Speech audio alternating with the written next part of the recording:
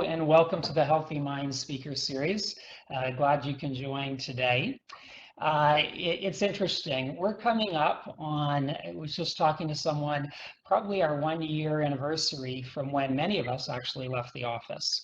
And even those, certainly people in the plant, your world was dramatically changed. And I think that date was March 12th.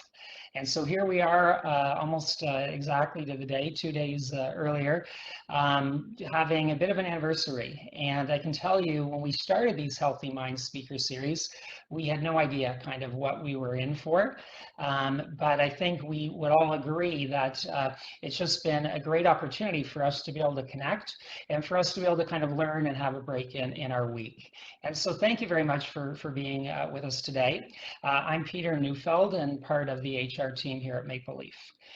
For those of you who are new, just a quick reminder. So the way we approach these sessions is we have an expert speaker who I'll introduce in a moment, and they speak for about 15 minutes, and then we have an open Q&A. You can send your questions by clicking on the individual in the top right corner. Click on that and ask your questions, and we'll get to as many as we can. So today it's really great to bring back Dr. Bill Howitt. Dr. Howitt, really good to see you. Nice to see you, Peter. So Dr. Howitt has probably been, we've done around 25 of these, and he was a big part of our first 10. And then we've been hearing him from time to time on different topics. And today he's going to be speaking about relationships and giving us a survival guide during COVID. And before we jump into that, Dr. Howitt, I heard one of your best friends during COVID is having a surgery today. Oh, yes. My young man is having surgery today. Thanks for bringing that up, Peter. So people want to know a little bit about who that young man is and what's involved. Thank you. My young man his name is Link. He's an 8-month-old English bulldog, and he was a COVID dog that I got for me when I'm living in Ottawa by myself. And it's been actually one of the most incredible experiences because I've never had a dog where I'm being around all the time for training. So he does tricks and he's a great little guy. Today he's getting his private parts corrected, if you know what I mean. He's also getting some throat surgery. So thanks for mentioning him. Yeah, well, all the best to him, and glad you got that buddy there. Yeah. So over to you, and looking forward to this. Thank you. So welcome, everybody. I'm excited to have the opportunity to talk to you. If you go to the next 2 slides, Peter, to where we have the battery charge. Or Sean, sorry. One of the things that's important for me when we have these conversations is to be aware that one of the most important things for our ability to promote our mental health, the thing I talk a great deal about, the algorithm for mental health, is our environment. So things, support systems, and access to all the wonderful supports that Maple Leaf have, and your employment and all those good things. Taking care of your physical health, as well as you're taking care of your mental fitness, your pro-social behaviors, and your help-seeking behaviors, and managing those at-risk behaviors. But there's this thing called social connections. There's many different types of social connections. The one I'm going to focus on is partner, the intimate relationships that we have in our lives. Now, many of us don't realize that we come from a background where the way we were raised, our attachment, our experiences, and that lots of us don't know that just all this unconscious programming that happens to us. So if I said to you a couple quick things to give you a frame of reference, you have between 12 and 70,000 thoughts a day. You have about 80% of your thoughts, whether you know it or not, are either a level of concern or sometimes negative. And about 95% of the time we repeat negative thinking. So if we have something that's bothering us in a relationship, we hyper-focus on it. Our minds are wandering about 49% of the time, and then we have about 40 to 60% of all our behaviors are pre-programmed. So when we start looking at relationships can be a big source of energy or a drain. One of my mentors, Dr. William Glasser, got me thinking about to provide adults with some tips around relationships. I wrote a book. If you go to the next slide, Sean, I got to keep calling Sean, Peter, Sean, sorry, is that I wrote this little book. This was meant to be a tool that I use with my patients. And what I wanted to do, because marriage counseling, when people came to my office, they would come to my office for an hour, and I wanted to give them something to work on in between our sessions. So this book is meant to be used as for couples. You all will get a copy of this PowerPoint. You all get a copy of this book if you're challenged with your relationships. See, relationships in our world is lots of us want to have loving, caring relationships, but we have work, we have money, and we have different challenges. COVID has challenged many of us. And what's happened is the purpose of this conversation is wonderful as relationships can be. They can be among our most challenging parts. And to pre-frame a relationship is we're talking about human beings. All human beings have different wants. We have different needs. We have different expectations. And what's the challenge is this. I'm releasing a brand new book called The Cure to Loneliness that I'm releasing globally May 4th. And now here's what I try to tell people. Here's what's really challenging about a loving, caring relationship. I get to pick them and they get to pick me. And what happens is I could want them as much as I want. But if I don't create the conditions where they want to be safe and want to be with me, that's a challenge of relationships. So the purpose of what we're going to spend a few minutes is I'm going to trip through a couple ideas in the next 10 minutes, give you a couple things to think about.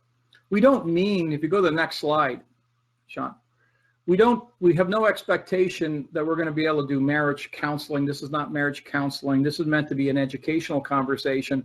And one of the things it is sometimes by just pausing and getting a couple things to think about, that when you think about the psychology of a relationship, what often happens is there's some confusion at different constructs that are often outside our level of awareness. Seldom are we ever debating or fighting what's happening in front of us. It's often other things below. So it could be a perceived value, it could be a belief system, it could be a goal, it could be a rule, it could be expectation. I find a lot of couples struggle around roles. I also find what they do is they get not aligned in how to have conversations. They get into what I call is the protest dance. They talk a lot about what's wrong. So one person is constantly talking about what's wrong. The other person's either feeling they're defending or running away. Versus sitting and realizing, and many of us have vulnerabilities, and here's the bottom line when you're listening to me today. You have beliefs, you have thoughts, you have emotions, and you have behaviors. 95% of everything you do is based off your emotions. Here's the challenge. We're not rational human beings with emotion and love. And see, that's a part we need to understand, is that we try to teach people about here. We don't spend enough time letting people be aware that often what confuses us is not our sitting down when we're calm. It's when we have a difference between what we want. And one of these things, go to the next slide, Sean. One of these things are being conflicted. Ultimately, the amount of trust. If you were to sit in a relationship today of your challenge and ask yourself, how much do I trust the person around that I have as my partner?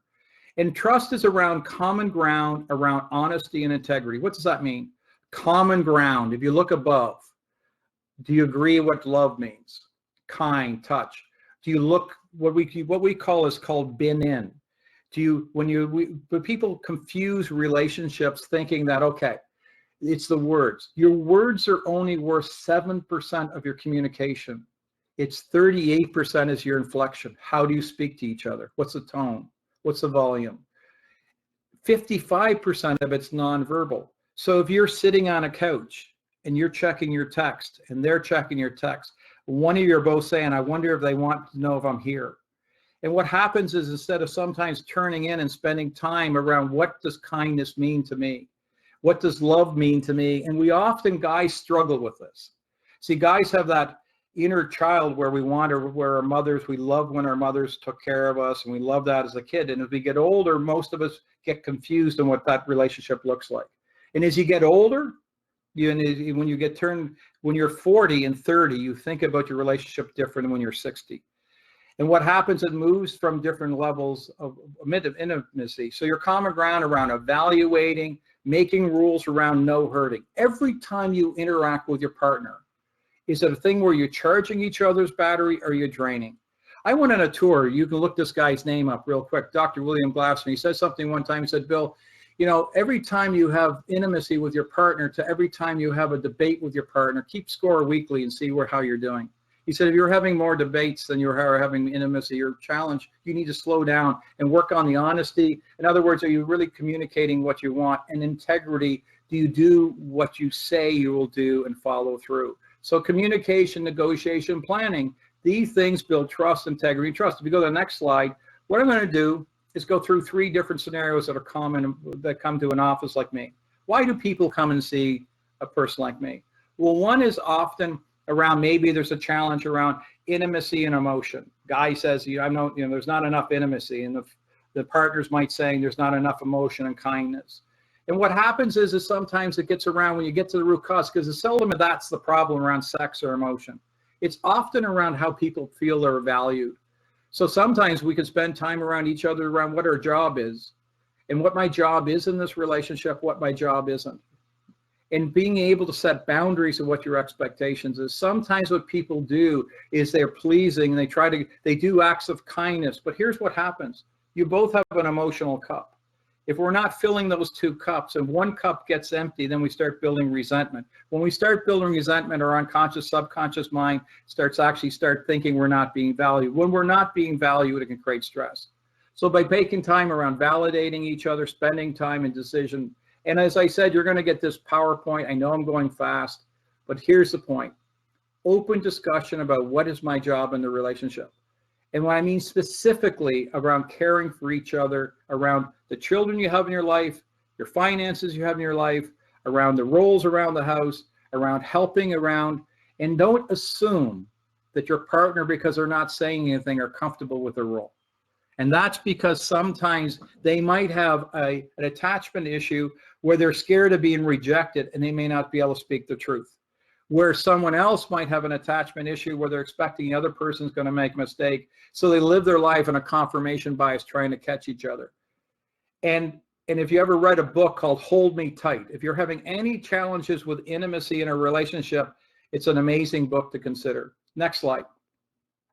Another quick tip is if you start looking at, one of the things is that I find too many couples in COVID, the amount of angst and anger and frustration, it's normal. But here's what's interesting. You may not know this. A part of your brain, your amygdala, part of it, what happens, you have what's called part of it is designed for fight or flight. And to make this really, really simple, it's preloaded with 75% negative emotion anyway, meaning it's ready on defense, waiting for something to happen. You get any stress at all, now you're at 100% negative emotion, and we match negative emotion with negative emotion. We're 31% less intelligent than when we're in a positive emotion. So in a couple, you could be feeling calm, all of a sudden one word said, you both go to upset, and you say things you don't mean, versus being able to, Peter was my partner, and I looked at Peter, and Peter said to me, comes at me really angry, I can go in defensive, or I can actually name the emotion and say, Peter, what I'm feeling is that you're angry now. And people go, well, that'll make him more angry. No, it actually helps him understand that he's being heard by me, versus trying to actually get into being defensive. I also going to say is, Peter, I can tell you that you feel that you're angry right now, and acknowledge that I'm feeling a little bit defensive right now, and I'd like to really slow this down and clarify what's happening because I'm confused. And so what happens is that he wants to be heard. And so what happens is that gives us a chance. If we can actually, in emotion, instead of dealing with anger, make an agreement that if either one of us get angry, we commit to be calm. And the reason being is that we usually say stupid stuff that we regret. It takes 5 seconds to open your mouth and 5 hours to fix it. I'm learning how to be more efficient because I want to golf and have fun. So I want to do things by staying calm. Next slide.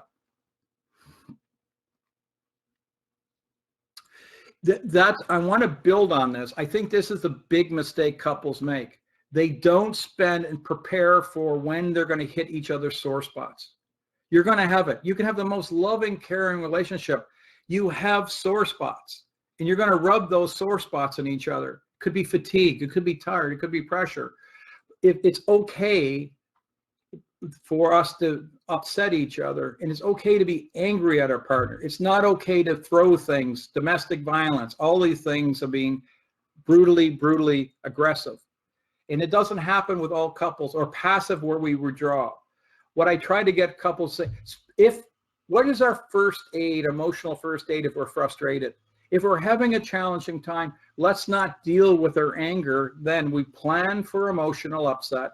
We make the life decisions that we won't regret, that we'll never make a decision based on emotion, because what'll happen is, how many couples have got up here and said it's over? And then when they calm down, then because of where they're at, They don't actually know why they did what they did, but in the moment when you're angry, it makes sense. So calm, build that in. Next slide. We'll do the last one, then we'll open it up for some questions. So hopefully we got a couple. Here's one of the things I have found that can really help is if we're paying attention to the psychology of our relationship, our values, our beliefs, our goals, our rules, our roles, the things I talked about, and we're in touch with them. Don't assume that you know what they are. Each other's desires change, fantasies, different things people want. And I'm not just talking about sex, it's see the world or get an education or change something or move or walk in the water, do something, they have a dream. That loving dynamic, being aware, I'll tell you, kindness, there's no bigger variable than kindness. I haven't met a person other than a psychopath that didn't care about, I spent my first 10 years in forensic psychology. We want kindness, and it doesn't cost anything.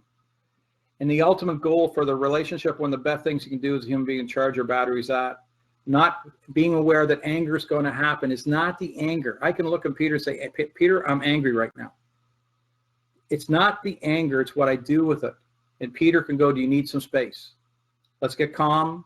Maybe my strategy, Peter, is that I'm better writing it down. I want to write down my concerns. We don't always have to use words. We can share our strategies till to the point where we're both calm enough and safe enough to have that conversation. They help you. This series that the Maple Leaf is putting on, I really believe, a couple quick tips. Focusing on your mental health is critically important. Don't expect your partner to have you to be happy. If you're not happy with yourself or comfortable with yourself, my coaching is to do your work.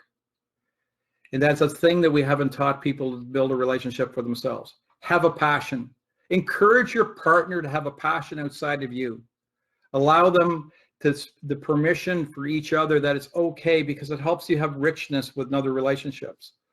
Yourself, learn how not to actually be so critical on ourselves, and also be careful of the lies we tell ourselves and we tell our partners. We sometimes will shade the truth, and that can actually create a different challenge for couples. Kindness.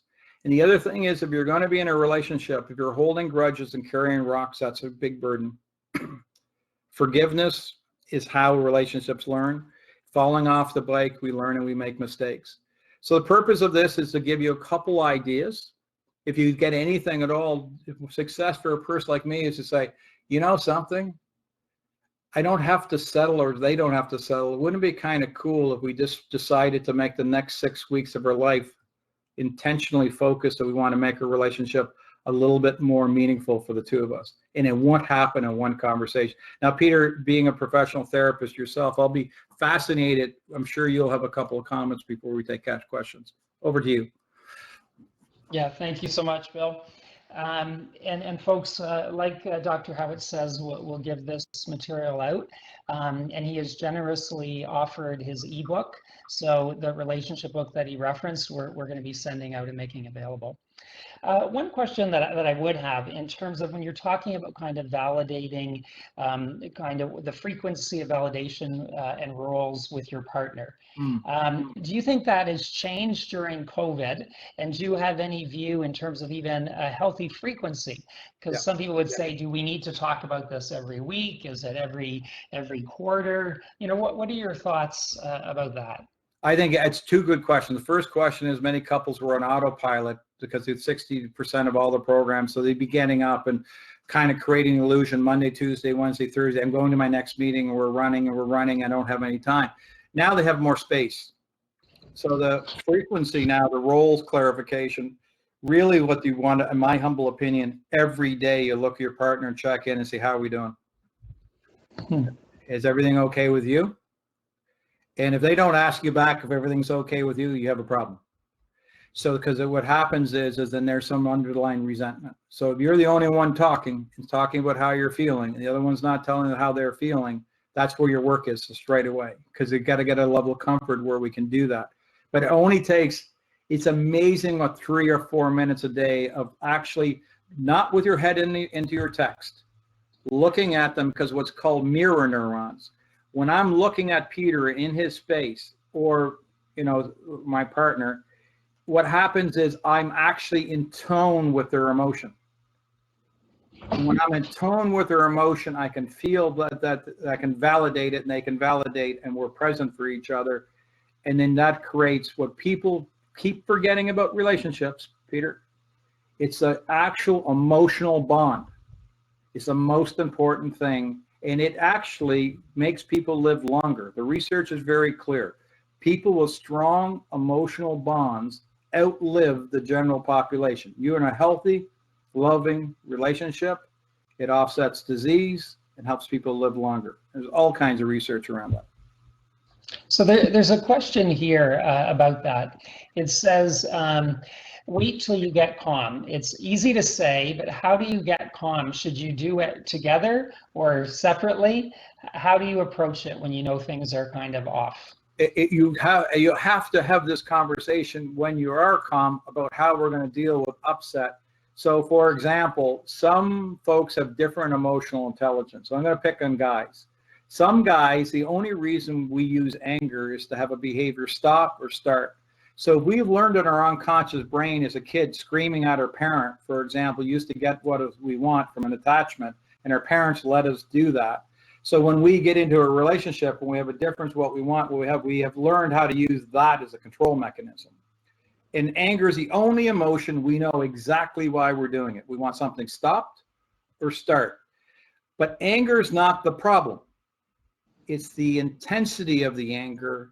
And so with your one partner, is you basically talk about emotional intelligence, about we have to create separation, create some space. And here's the point. The person asked this question. If both parties will not agree to it, that's your problem. That's where your work is. And you may not do it yourself. That's why going to a therapist, that you don't have to be at divorce. Like people used to come to me all the time, Peter, and I said, marriage counseling for me with 3 sessions. Very first question is this: do you love each other? I don't know. I said, go up the street and talk to someone else. I only deal with people who think they love each other. But my job is not to talk people into loving each other. My job is to help people have loving relationships. That's another course. And I think that's what people have to understand.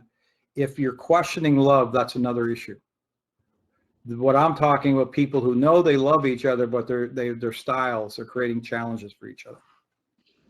I think it's a really important call out. The idea about having these conversations, though, at a point when it's more neutral, rather than trying to delve in something significant when the emotions are already running high. Yeah. There's a question here. It says, how do you address power conflict when one partner makes more financially and has flexibility in their work schedule, while the other person has to work more and has less flexibility? I think this is something a lot of people are running into now, because with COVID, what we found is a lot of workplaces and people's responsibilities dictate, different types of expectations. And I think that this is probably, an experience that a lot of our people are having. 100%. So when you come to a relationship, I'm going to use what's called the F word, and it may sound, and I don't want to sound like a jerk when I say this. The concept around loving relationships is the concept around equity, around helping each other to create balance around roles. So if you think about what is my role? Is my role just to contribute all the time doing that and have no space for this? So the question is, if there's inequities sitting down with roles, if you love each other, is how can one person with more space pick something up? So if you're working, you don't feel you have all these extra chores or different things you're doing, so that you have time together. The point is, if the relationship doesn't have any space, then people start questioning why they're in a relationship other than financial or such, which I see all the time. People get comfortable with life. And the part of it is, it often just takes a little bit of awareness. And if both couples care about each other, that's what love's about. And love's about helping each other feel comfortable. So the fact that you're feeling that inequity, and you might not have the skills to figure out how to have the conversation, so then you can go get some support to learn some skills so you can have conversations to better self-advocate. So you might get some skills for yourself that you can bring into the relationship that can help the relationship. Because remember, both sides often are doing the best they can with what they believe is true to them. And sometimes they don't have any malice to each other. And that's may not even be the issue around malice. It's just the outcome of resentment. The cup is offset. So before we get to the next question, I'd like to build off of that. Sure. Interested, Dr. Howitt, in terms of your view to the extent to which one party can kind of initiate the change that they want to see. Because you're talking a lot about equal parties kind of coming together, but we all know we're not always exactly the same in terms of motivation, in terms of knowledge and preferences. And to what extent can one party initiate the progress that they're hoping to see in the relationship? That gets that whole part around that authentic connection piece. So the part is, what I'm about to say sounds easy, but it's hard. And that's why sometimes people need to get the skills to know how to self-advocate. But the point being is that hole gets bigger and bigger and bigger and bigger and bigger and bigger and bigger and bigger if we don't figure out how to close the gap, versus knowing how to come in and say, would you be interested, Peter, if I told you I have some concerns about our relationship? And someone goes, oh my God, that's going to but that's the truth though. So if we're lying to ourselves and the other person's getting it, and and then what happens is, if I told you how many people in year 10 of their marriage felt that and they waited till year 20 versus, and because they were scared, and it's okay to be scared and that's normal. But sitting and talking to somebody and getting some support can sometimes help you, because maybe what you think is may not be what you think it is. You might be looping on something. I'm not saying what you are, but I find, Peter, it's one person certainly can initiate it, but it doesn't have to come in with anger, because what could be lost? That's really what human beings don't like, losing anything. So what's the risk of what's the loss here? And if you value each other, if I really love somebody and they have a concern, if I have to be a little bit inconvenient and work a little bit, that's the price of admission to be in a loving relationship. There's a comment here. It says, the best relationship advice I've got was for both partners to wake up every day and ask themselves, what can I do for you today? Even if it's making a coffee or something simple. What a great way to start a day. Yeah. You should make a t-shirt for that one. So there's a question here, and we've been talking a lot about relationships where people are cohabitating. During COVID, we know that not everyone is able to be with the person that they love and are in a relationship with.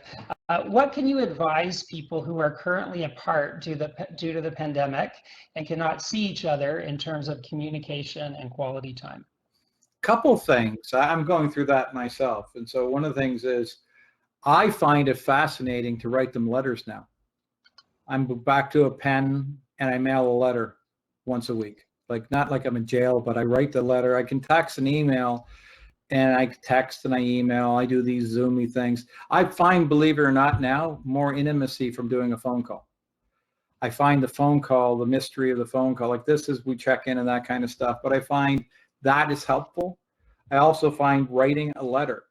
Just the old school, write the letter, lick the stamp, walk down the mailbox and put it in the mail.